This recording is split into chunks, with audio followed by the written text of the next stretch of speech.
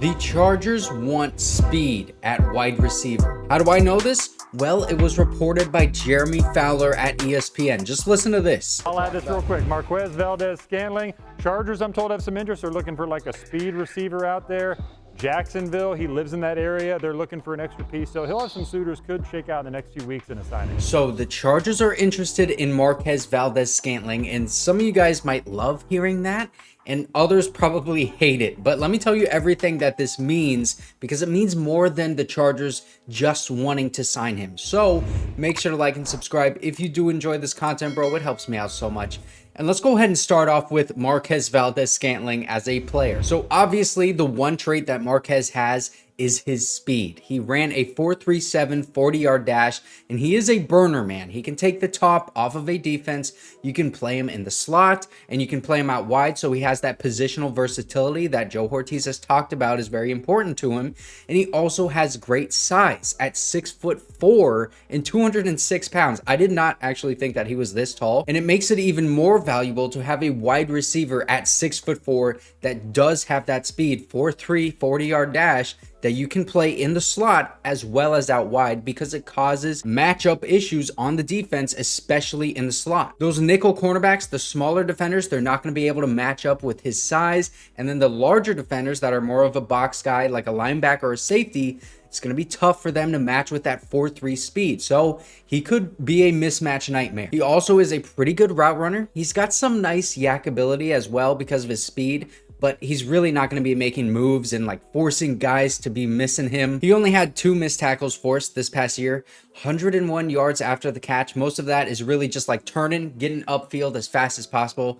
Again, he's not going to be, moving laterally, making jukes and stiff arms, things like that. He's just going to get upfield as fast as he can. He also is pretty good in the contested catch. I mean, he's not a jump ball guy. Even though he is 6'4", he's not going to be attacking the ball at its highest point and coming down with it like Mike Williams would. His contested catches are typically, he's just sitting on a curl route and then a defender is draped all over him. He's got the strong hands to just latch onto the ball and hold on to it. He also came up big in some big time situations. He dropped so many balls, and a lot of just like easy balls from the best quarterback in the NFL, Patrick Mahomes. I mean, it's not going to get easier for you. And I understand if the Chargers sign him, he would be with Justin Herbert, but Justin Herbert, he's got a strong arm, man. And if you cannot catch a ball from Patrick Mahomes, I don't have more confidence that you're going to be able to catch it from a guy like Justin Herbert. And he has always dropped balls. That is a huge deal. Obviously, that is his biggest negative.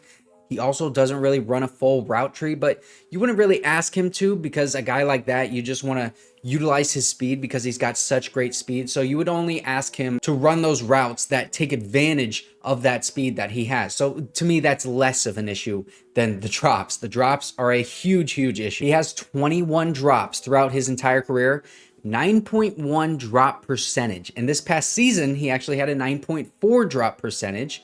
To put that into perspective, let's compare this to the one guy that gets a lot of heat for dropping balls. Yes, Quentin Johnston. Okay, Quentin Johnston, he had a 5% drop percentage this past year, and he had more targets than Marquez Valdes Scantling. He had 13 more targets, 9 more catches, and 1 less dropped pass. And on top of all of that, Quentin Johnston graded better by PFF an offensive grade, receiving grade, drop grade, and fumble grade. That's every single grade that you can give to a wide receiver. He's also 7 years younger, and while, yeah, he's not as fast as Marquez Valdes Scantling, I think you can use him in the same kind of way, and they're pretty similar players, actually, once you really kind of think about it. So they would kind of be used in the same role, and that would just be to both of their detriment in this offense, because then they would be sharing the same amount of targets, because all of those targets would go to that role in the offense rather than one of those guys specifically. Does that make sense? Like, they would be sharing the same role on the offense, and that specific role only gets a certain amount of targets, so they'd be sharing that pie of targets. Now, how much money would the Chargers sign him for? Because PFF, they're expecting him to get $6 million a year.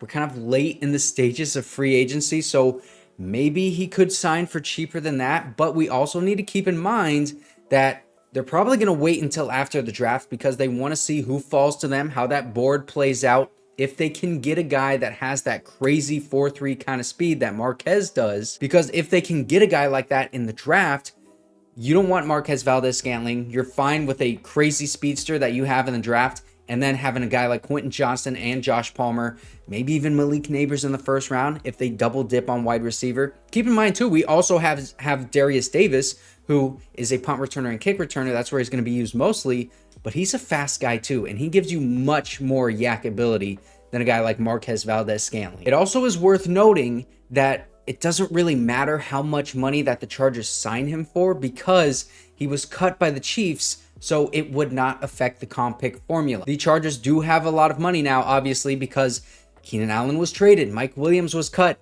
Khalil Mack and Joey Bosa both restructured their contracts, so there's a lot of money to play with here, and we haven't really seen them use that money at all.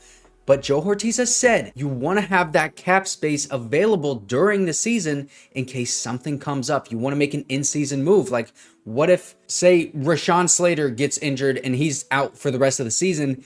What if you try to trade for a left tackle and a big money tackle is suddenly available because his team is not playing well? They're not going to make the playoffs. You could trade a 4th or 5th round pick to go out and get him. And you would have the cap space to actually be available in that trade market because you didn't make any of these big moves in free agency. So I don't expect the Chargers to spend big on either Tyler Boyd or Marquez Valdes Scantling in free agency. I think it's worth noting that they're looking at bigger receivers that have positional versatility so they can play in the slot or out wide. And then now with Marquez Valdes Scantling, really the only thing that he offers you is some crazy speed. So in the draft, maybe they're going to go for a wide receiver that has that crazy speed. Malik Nabers obviously would be the guy at 5.